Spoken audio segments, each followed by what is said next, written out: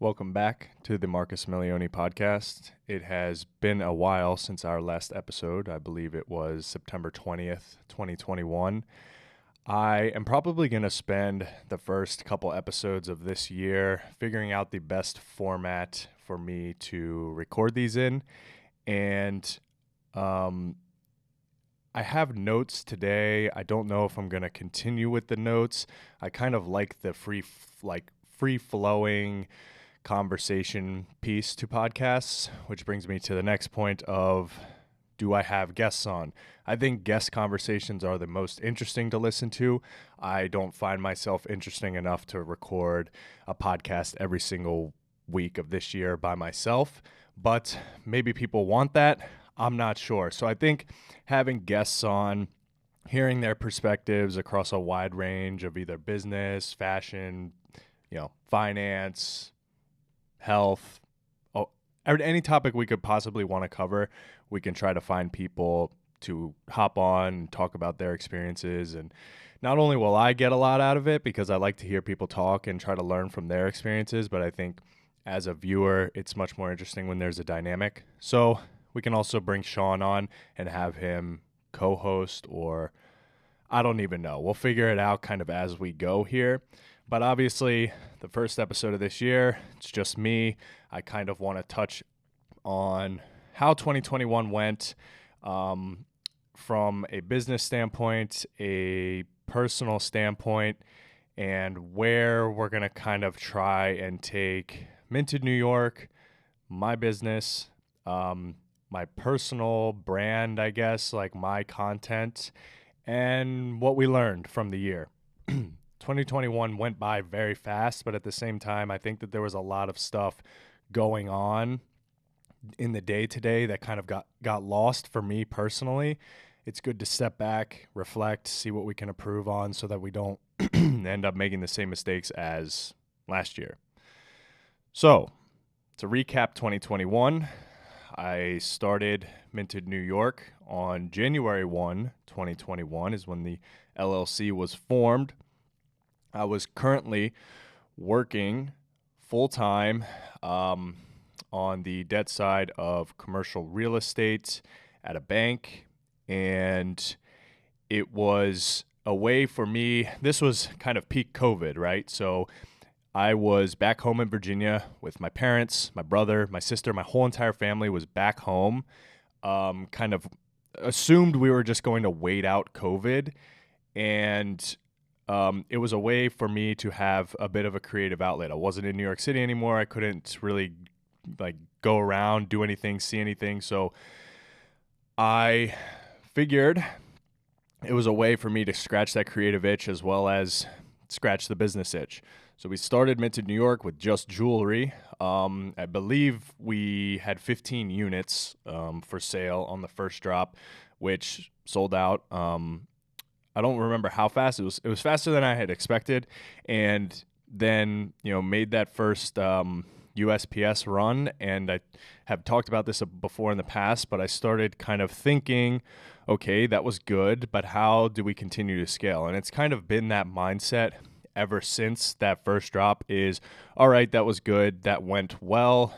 How do we continue to scale it? I feel like I'm constantly chasing this rabbit of scaling, and to this day have not gotten it totally right. I mean, jumping forward, but we had the Run Club hoodie release most recently, and I thought at the time when I put in the production order with my manufacturer that this was going to be enough units that the people who wanted the hoodie were going to get the hoodie. And it ended up selling out in majority of the sizes around 2.5 minutes. So it's an extremely good problem to have, and I'm extremely blessed and grateful for the demand, but I understand that it can be frustrating from a consumer standpoint of I can't even get the products when they're available. Just know that I'm trying to scale, and this has kind of been something that I've been dealing with since that first 15-unit jewelry release. Down the road, we continue the jewelry. We break into apparel, starting with just two basic color hoodies, a green and a blue, minted across the chest in embroidery. Those dropped, and that also went extremely well. We were doing all of this, or I was doing all of this. Sean wasn't even on board at this point, but I was doing all of this from my apartment here in New York City. If anybody isn't familiar with New York City apartments, there is not a whole lot of square footage to do stuff outside of your living space and your kitchen.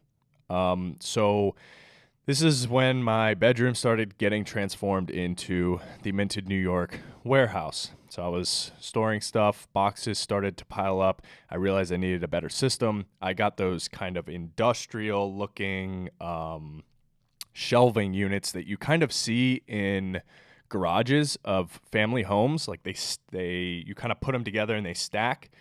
So I started buying those, and slowly that started filling up, and that's how we ran the first couple of releases. So we break into apparel that way, and then we start doing some performance apparel, like just Minted New York, the Run Club stuff printed on Nike apparel that I was buying retail. And it wasn't very efficient. Getting stuff in bulk like that from a retailer is pretty tough, and obviously there's no margin on the product because you're already buying at retail. You don't even have wholesale, and then you're paying for print. Then you're paying for printing, and then you're paying for everything else that goes into it, and ultimately not much margin. But I just wanted to essentially prove that the market was there for performance-related apparel, and you'll see down the road that now we are manufacturing that ourselves, everything in-house. So as we continue to scale, everything just grows in size. I end up getting a storage unit here in New York City to start holding some of the Minted New York product, as well as simultaneously we are building out Minted Health, which is sports nutrition performance supplements, starting with a pre-workout. And the thing about that is you order a good amount at one single time because there are minimum order quantities called MOQs with manufacturers. And so we ordered the initial amount in January, and it didn't come until August of 2021. So we had to get that storage unit, essentially flip it to only the Minted Health stuff being stored there. And so then we had that going. So I was using my room, pretty much maxed out there, started to use Sean's room a bit, also started to use some of the kitchen as a area where we can prep and ship packages from. And then we had the storage unit. So the storage unit was kind of essentially became just Minted Health because it was growing too fast, and it was there were too many orders having to go out every single day that we couldn't have the Minted New York stuff in there. So drops continue to go well. We hit a point where we have to now have all product delivered to my parents' house. I needed their basement, and then eventually for the Run Club release, being the last release I think that we'll be able to do there, we had to use the entire garage, move the car out, everything, just put all the product in the garage, do the packing and shipping out of there. This kind of just brings me to scaling and the issues in scaling. It's hard in a place like New York City because space comes at a premium. You can't really walk down the street and go get a 1,000 to 1,500 square foot warehouse space unless you either pay an extreme premium, which I don't even know if you're going to find that kind of space in Manhattan because it's so small.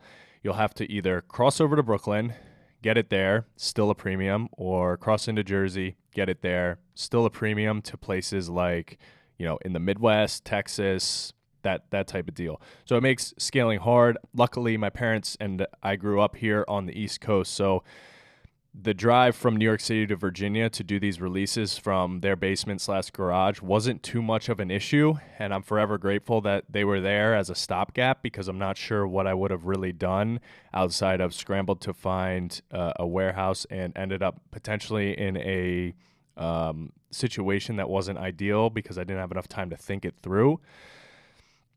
But we are currently looking for an actual warehouse about 3,000 to 5,000 square feet in size. I am going to go see some right after this podcast, actually, in Jersey. I think I finally found the one.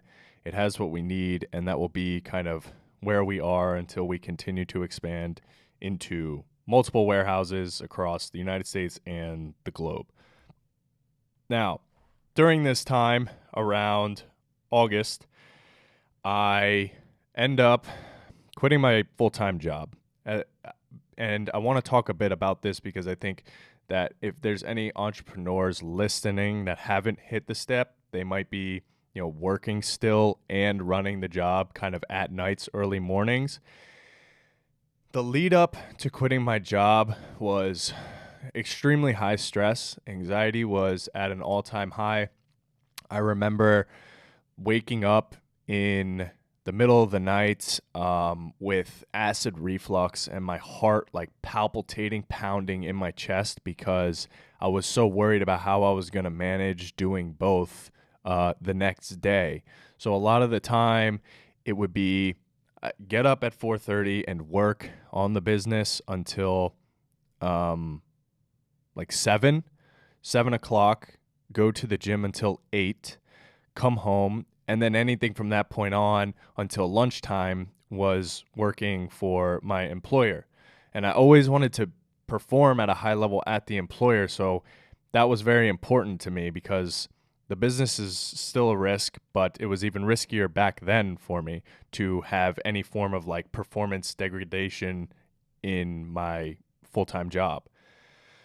So lunch would come, and generally I spent my hour-long lunch block just working more on the business. And that is when I would have to try and pull off in-person meetings with manufacturers in New York City, which was extremely tough because there's only an hour or so for lunch. So I'd be like sprinting around, only able to meet for 30 minutes, telling, people like I can't meet for an hour, only 30 minutes, hard stop. Not really saying why, but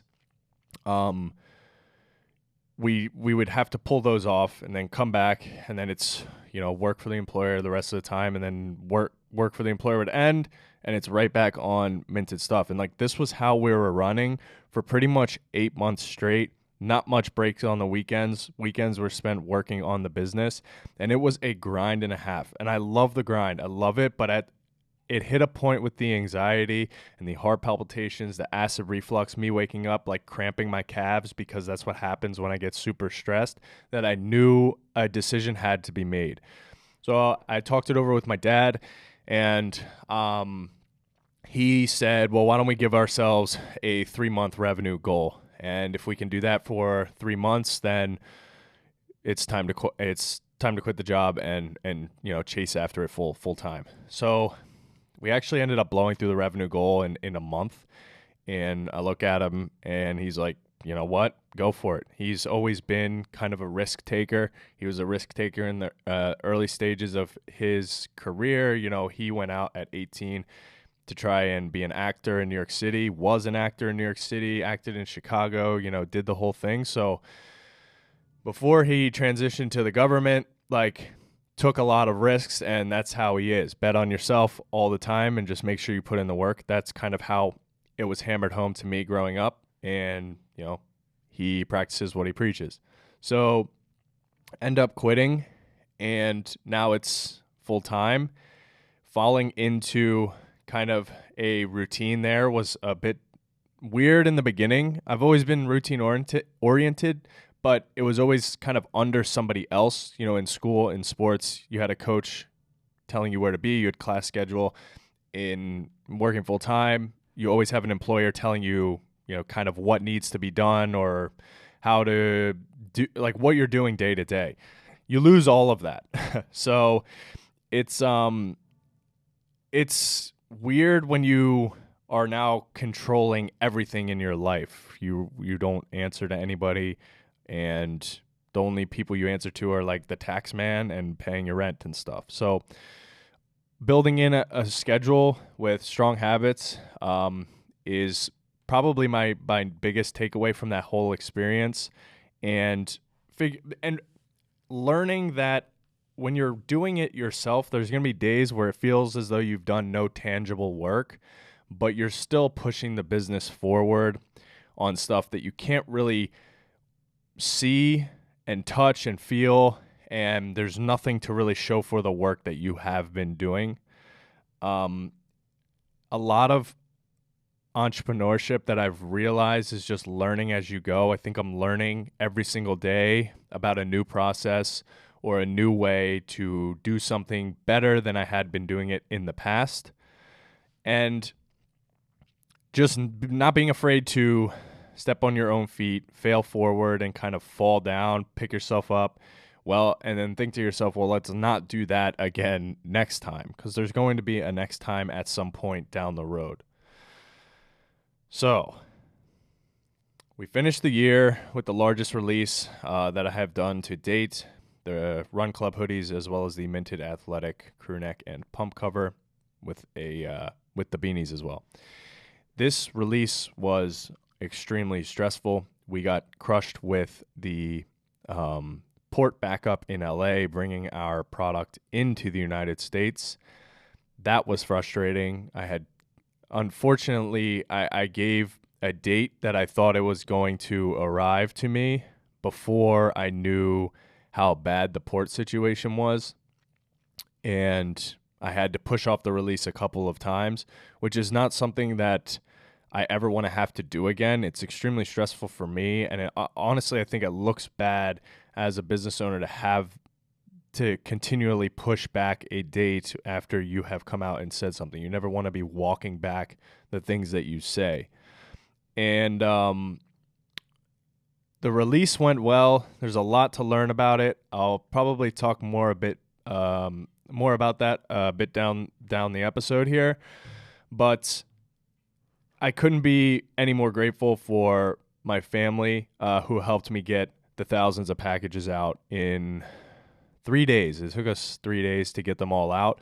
Majority of the orders were fulfilled in 19 hours, I think was our average, which is pretty good. We fulfill all of the stuff ourselves. We bring it to the USPS and let them handle it. But my mom, my dad, my brother, my sister, her fiance, Kate, infinitely grateful for those individuals, the hours they put in. I pay them, yes. I don't like free labor, but I know that they all work full-time jobs and could be doing other things with their free time outside of helping me. So just, forever grateful, and wouldn't have been able to do it without them.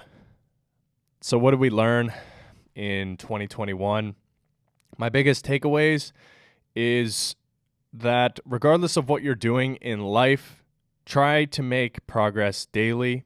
This seems the best way forward for me, just because, like I said earlier, you're not always going to see your tangible progress. So if you have touch points in your day, going to the gym, going on a run, ultimately that will make you better in the long term. So even if all else fails for the day and you do nothing, you still have those one or two things that you have done, like writing in your journal, running, gym, that are pushing you further along and helping you make progress. There's actually a quote from the book Failing Forward by John Maxwell that states, "The essence of a man is imperfection. Know that you're going to make mistakes. The fellow who never makes a mistake takes his orders from one who does. Wake up and realize this. Failure is simply a price we pay to achieve success." And I think that kind of sums up the whole failing forward thing in a nutshell. Nobody has it all figured out. I don't care how successful they are, how old they are. Nobody has it all figured out when they are doing the things in their day-to-day lives and or trying to grow a business. I think it's very important. I don't have it all figured out. I'm learning more every day than I think I ever have in my life, including in school. So just try to take it step by step, and if there are failures along the way, learn from them and don't dwell on those failures. My second biggest takeaway, have touch points built into your life that give you easy, measurable progress. I talked about this already a bit, going to the gym, going for a run, journaling 5 minutes every morning. those little things will continue to push you forward, even if you feel as though your entire day was lost or wasted. Doing something like those smaller tasks are ultimately building up over time and helping you progress. Number 3 here. When you are working for yourself, you have nobody telling you what to do, where to be, and how to do anything. I touched on this briefly, but this is hard. I think from the time we were little kids, there's always somebody telling us how to do things and or when to do things. Your parents growing up, your teachers in school, and then ultimately your bosses and employers post school. So to be fully free from any of that is a very weird feeling. Yes, it is liberating, but if you don't have a structure in place, I think a lot of time will just get wasted. So just make sure that if you are making that leap out on your own, or even if you're just trying to add more structure into your life, a routine and habit building activities is going to be your best way forward. Brings me to building discipline.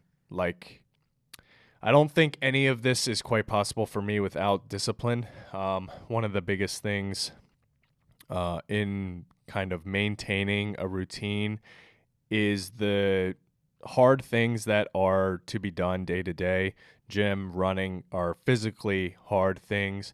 For me, writing out thoughts and journaling is a difficult exercise because sometimes you have to reckon with things that you might not be eager to think about and or address mentally.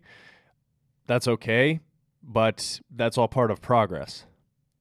And the last thing with habit is just finding a way to eliminate decision fatigue.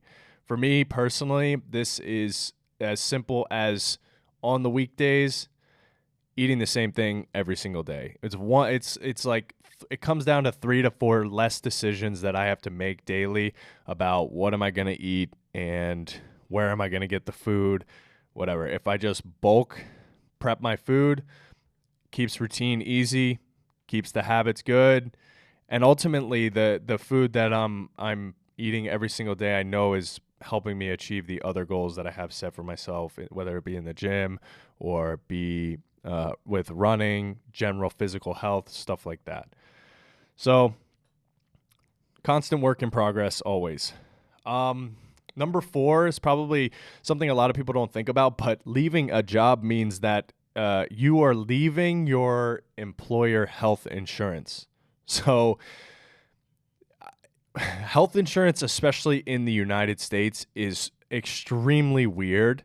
And in New York City, it's extremely expensive. But when you're on an employer plan, it doesn't cost you nearly as much as if you are self-employed and trying to buy insurance. So for me personally, now I don't have like a basic health plan. It's kind of a mid to high tier plan because of the history with thyroid cancer, but it costs me $850 a month for health insurance. Now you can get kind of disaster plans, I think is what they're called, and it's not as expensive, but to have this level of coverage that I'm currently paying for myself was equal to the level of coverage that I was paying into through my employer, and it's about 3 times the cost. So it's just something to think about, that these expenses add up if you're thinking about leaving your employer or going out on your own full time. I'm sure it's not that expensive everywhere in the United States. It's probably partly a New York City thing, and I'm paying the premium for that. But just something to think about.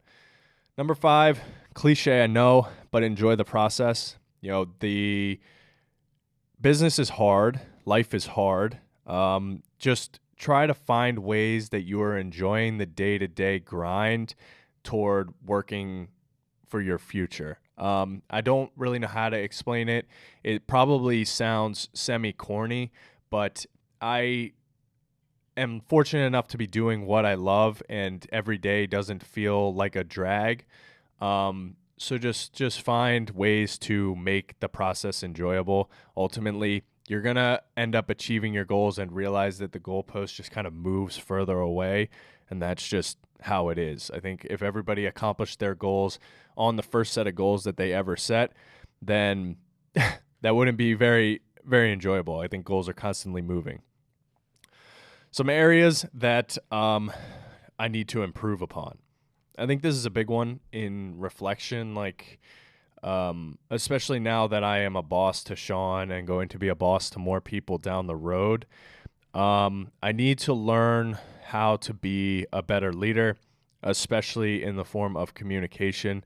I have the overall picture of Minted New York in my head, right?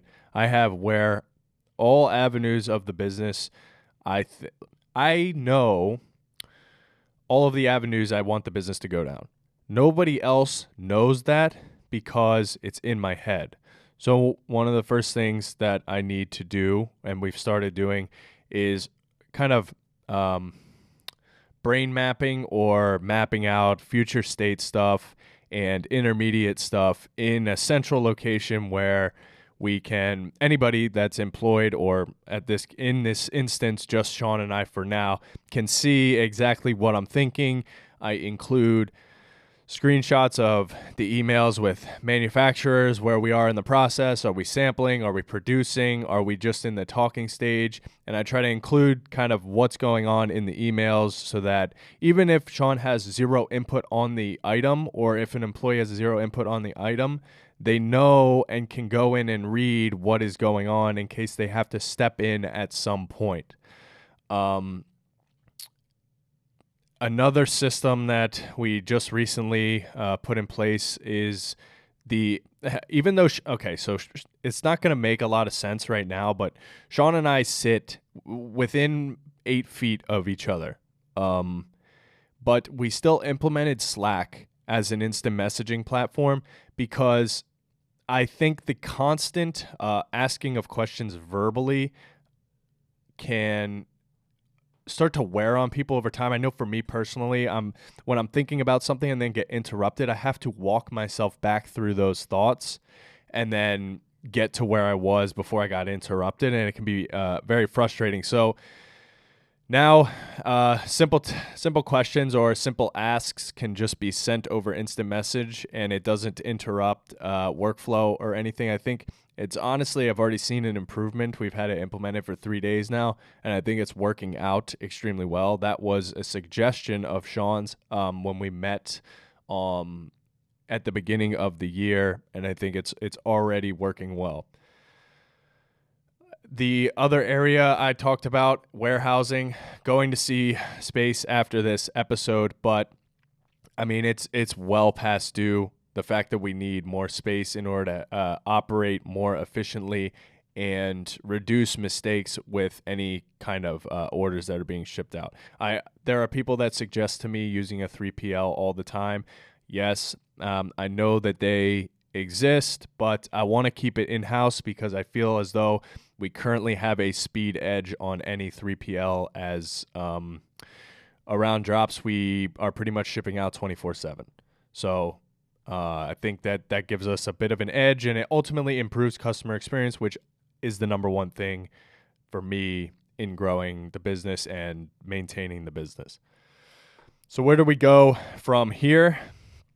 I can kind of walk through the different aspects of the business and maybe new aspects of the business that haven't even come about yet. So Minted Health, many of you know about it, pre-workout as of right now.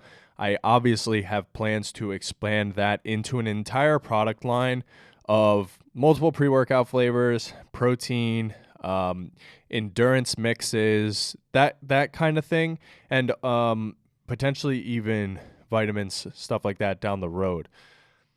As of right now, kind of thinking in Q1 2022, we will restock the pre-workout, the peach tea pre-workout, and we will finalize the pink lemonade. Both those processes take time, especially with the sampling of a new flavor. You have to make sure it's right, and you don't want to ever compromise on a flavor if that's something you're going to be known for. I think a lot of people like the peach tea flavor, so they have high hopes for the pink lemonade.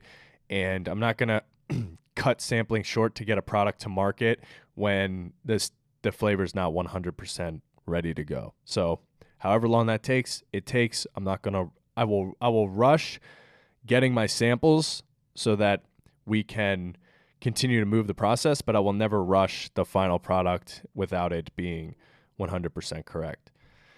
I think after pre-workout will be the endurance mix. I was speaking with my manufacturer, and they informed me that because of COVID, there's a bit of a supply chain crunch on the ingredients required for protein powder, which would make my pricing totally not competitive in the market. And I never expect to be fully competitive with like the big players that have bulk unit costs because of economies of scale that are much lower than mine. But if he doesn't think it makes sense, then it probably doesn't make sense right now. But down the road, outside of maybe Q4, we can start to explore a sample flavor of the protein powder. Minted New York, we have big expansion of the Minted Athletics product line. Talked about this before. I am hoping to build out a full product line of performance athletic wear for both men and women, as well as athleisure wear for men and women.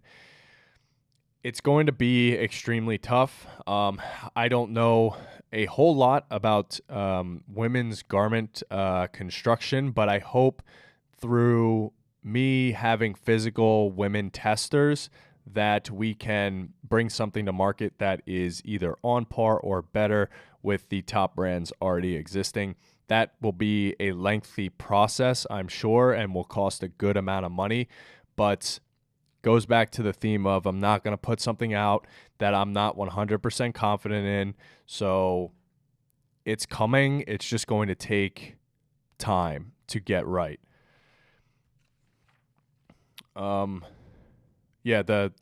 men's kind of gym and running apparel, continuing to expand that. It's slow, like sampling garments is slow, as well as me kind of designing everything and making all of the decisions. So I think down the road in 2022, one of those critical hires is going to probably be a garment designer or some form of fashion design in the athletic wear space.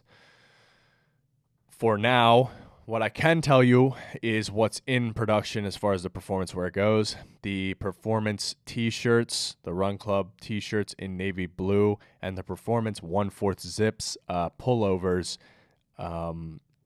with the Run Club design in navy blue as well. That is what is fully in production. Should be maybe arriving February or March. I'm not 100% sure just because we're not finished production yet. The media side of Minted New York is something that I want to build out.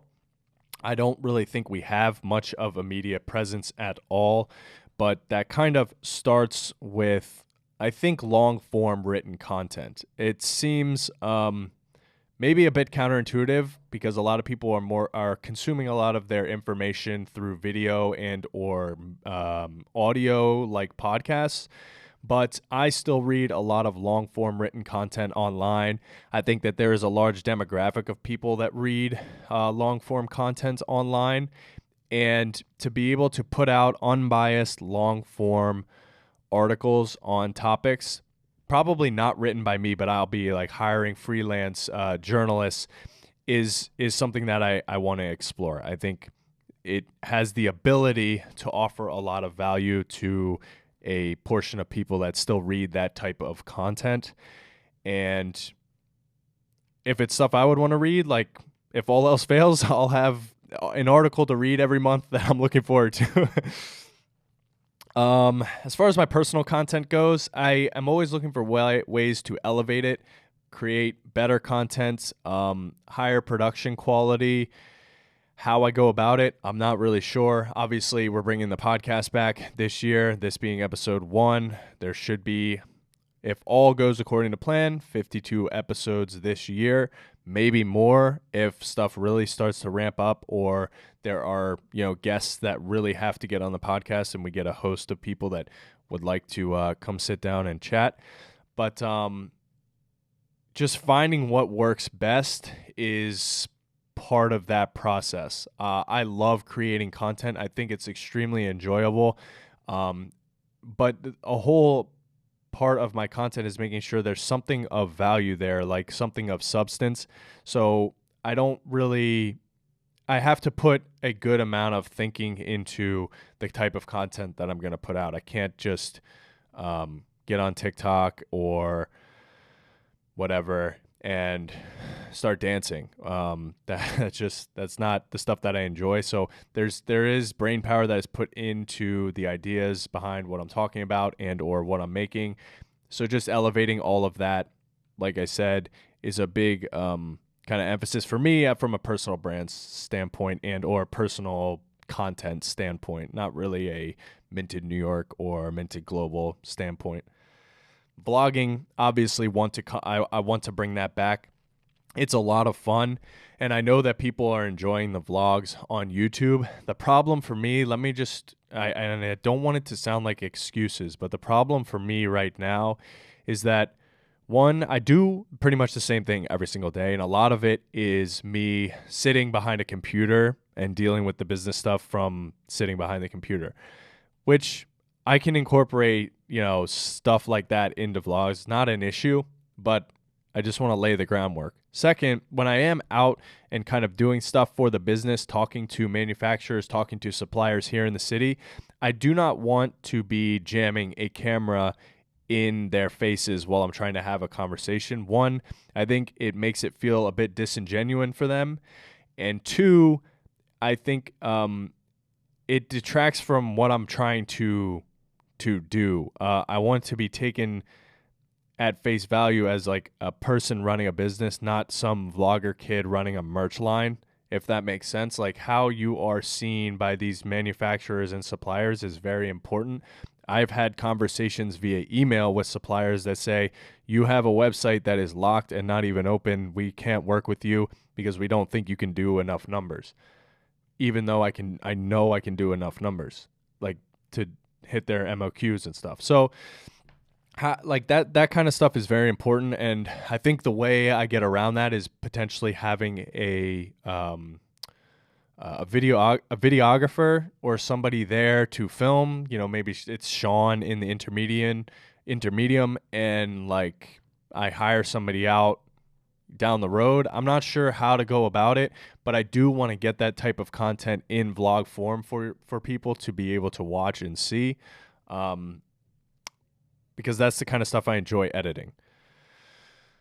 The financial technology side of Minted Global, I've talked a bit about it before, mainly on TikTok Live and or Instagram Q&A type stories. I don't have a specific way we're going to go about it yet, but my basis for the business is going to be stepping in where I think the schooling system fails at teaching people how to manage their personal finance. I think that's probably one of the largest failures of the American school system in general, because there is no emphasis on proper money management habits. Like, you either learn from your parents who know how to manage their finances, or you have to teach yourself, whether it's through educating yourself from YouTube, the internet, books, and I think that there should be a platform out there that helps you do all of this and have it all be in one place. So that's kind of that's the angle I'm taking for the fintech side of the business. I'm sure, as with all things in business, it will pivot and it will kind of shapeshift into a more refined product as we continue to explore the idea. But I just kind of want to give the foundation, or, like I said, groundwork for if we want to come back and listen to this podcast 5 years down the road when we have a full, working product. Hopefully sooner, but let's just say 5. And that's pretty much it. Like, if you are listening to the first episode of this year, I appreciate it. I don't know what mediums everybody listens on. Obviously, there's YouTube, there's Spotify, Apple Podcasts, a whole host of different ways to listen. But I appreciate you spending time listening to me talk. Obviously, I was talking a bit more about myself and the business than I normally like to do. I kind of like to hear other people talk. So, yeah, it's always, I don't enjoy, talking about me, that type of thing. But thank you for listening. If you are listening on YouTube and you have ideas and or suggestions for the podcast or the future of the podcast, you can just drop me a note in the comments there and or try to send me a DM on Instagram. The DMs get extremely full and they move through quite fast with no way to really sort through them. I don't know why Instagram hasn't implemented a better system there, but if I see it, I will certainly try and respond. I try to respond to as much as I can. Like I said, trying for one episode per week. And yeah, thank you all for listening and take care.